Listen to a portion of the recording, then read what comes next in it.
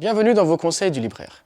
Nous avons beaucoup parlé de l'imam Ibn Badis, de son parcours, de sa méthodologie et de ce qu'il a apporté à la communauté musulmane. Aujourd'hui, nous allons découvrir un livre parmi les livres qu'il nous a légués. L'imam Ibn Badis était investi au quotidien pour l'éducation, pour la réforme, pour améliorer la situation des hommes, des femmes, des enfants, des personnes âgées.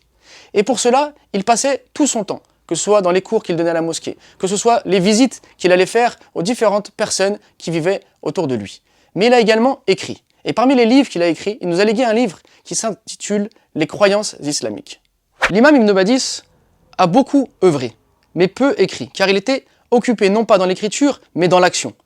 Et lorsqu'il a écrit avec un style vraiment exceptionnel. Donc ce livre est une perle car c'est un des seuls livres qui existent aujourd'hui en français de l'imam Ibn Badis. À travers ce livre, on va découvrir sa pédagogie et sa méthodologie. Sa méthodologie, il utilise essentiellement le Coran et la Sunna.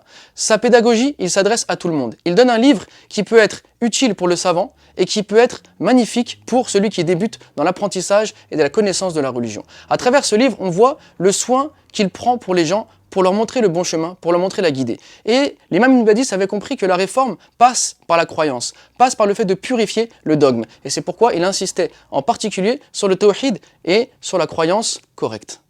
Ce livre s'adresse donc à tous les publics, aussi bien la personne très investie qui a beaucoup de connaissances, que la personne qui débute et qui a besoin de corriger et de comprendre sa croyance. Alors, découvrez un livre qui va présenter aussi bien l'islam que l'iman, la foi, que l'ihsan, avec un style facile d'accès, mais qui va donner accès donc aux connaissances les plus importantes, car le dogme est ce qui fait vivre la personne et ce qui la sauvera yawm al-qiyamah.